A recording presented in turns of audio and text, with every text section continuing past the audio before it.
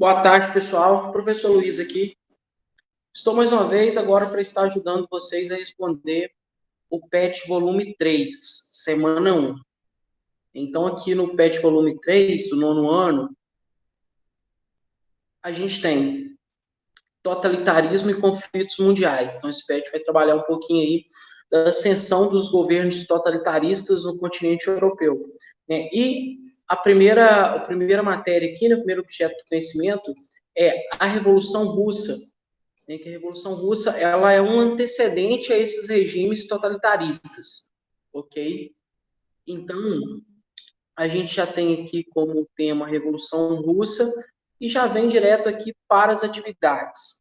Então, essa atividade eu estava olhando, é bem interessante, porque ela tem um texto, e esse texto conta, narra a história do Império Russo antes da Revolução. Então, aqui está falando pobreza e miséria, já caracterizando o Império Russo antes da Revolução Russa.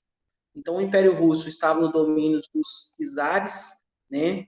E era um sistema monárquico de governo, na qual havia ali uma grande desigualdade socioeconômica, um império muito pluralizado. Essas pessoas trabalhavam no campo e eram obrigadas a pagar altos impostos para os membros da nobreza, um sistema de estratificação social onde as classes da base da pirâmide sustentavam as classes do topo da pirâmide.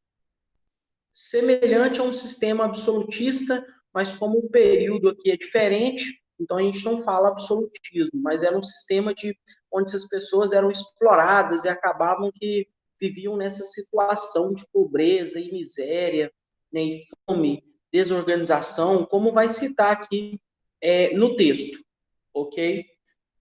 Aqui na imagem a gente consegue observar, que perceba que as pessoas estão carregando outras pessoas aqui na imagem, tá vendo? Embaixo o povo massacrado, como fala aqui na legenda da imagem. Então a gente consegue ver cadáveres aqui pelo chão, tá vendo? Ossadas humanas, e essas pessoas evidenciando aqui a miséria, a fome, carregando, essa nobreza, esses reis, essa classe alta que estava no topo aqui, como vocês podem ver.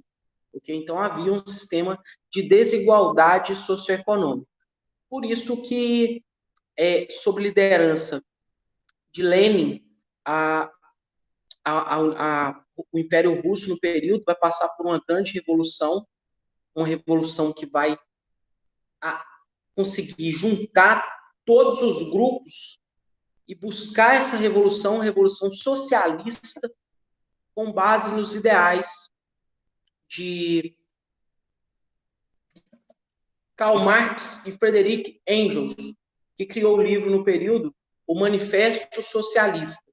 Então, foi com base nos ideais desse livro de Karl Marx, o Manifesto Socialista, que eles vão, de certa forma, buscar essa revolução, buscar um socialismo, implantar um socialismo no Império Russo, que após a Revolução passou a se chamar União Soviética, União das Repúblicas Socialistas Soviéticas.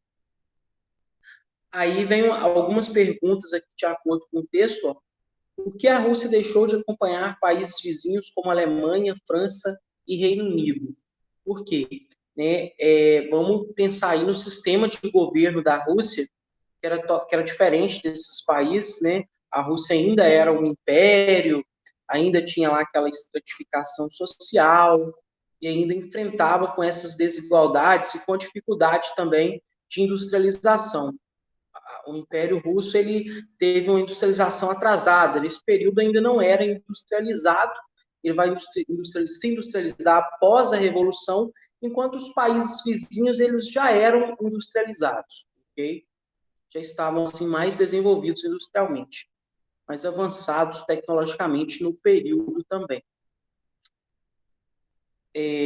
A palavra gigante, na expressão gigante dos pés de barro, atribuída à Rússia no século XIX, se explica pela extensão territorial. Mas por que dos pés de barro? Então, aqui no texto vem tem essa expressão, ó, ok?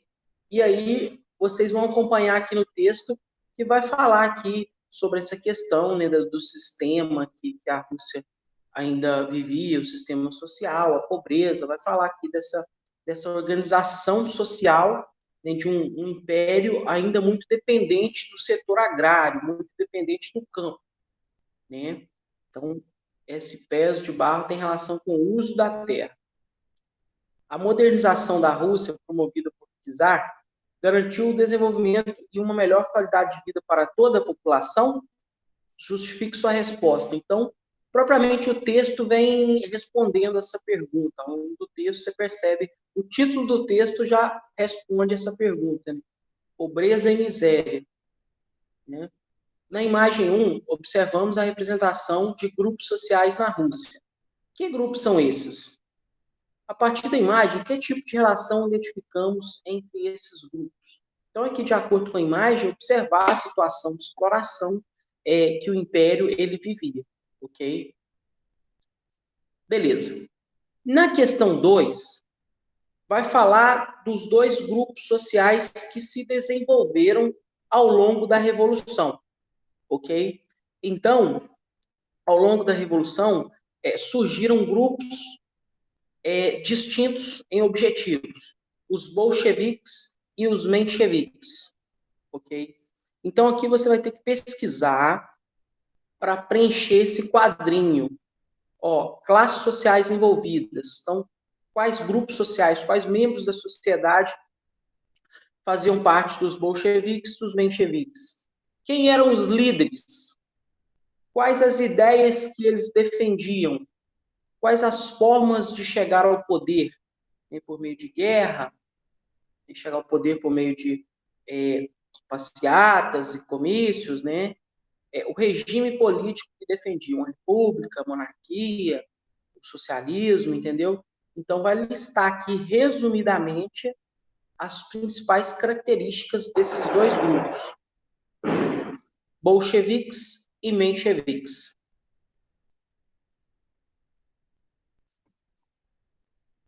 Pessoal, então aqui na questão 3, a gente tem um trecho da biografia de Lenin, né, Vladimir Lenin, que foi o primeiro líder, né, da Revolução Russa, ok?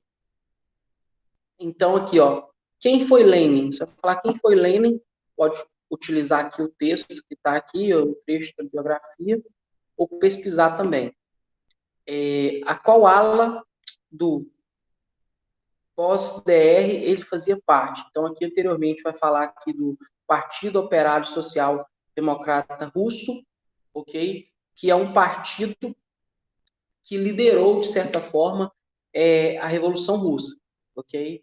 Aí vem me perguntando a qual ala ele pertencia, né? Se pertencia aos bolcheviques, aos mencheviques, vocês vão colocar aqui. E, por último, o que foi a NEP, a nova política econômica implantada por Lenin quando governava a Rússia? Então, a NEP foi uma série de medidas que Lenin implantou, né, na Rússia, com o objetivo de mudar um pouco as características econômicas e sociais do período. Então, só colocar que medidas foram essas da NEP, ok? E é isso aí, a semana 1 ela está tranquila, fácil de responder, perguntas tranquilas aí. Vamos cumprir os prazos, né? Respeitar os prazos do PET, responder aí na próxima semana, ó, do dia 3/8 ao dia 7/8, essas perguntas de história, ok? Qualquer dúvida, eu estou à disposição de vocês, podem me mandar mensagem, beleza? No mais, grande abraço e até a próxima.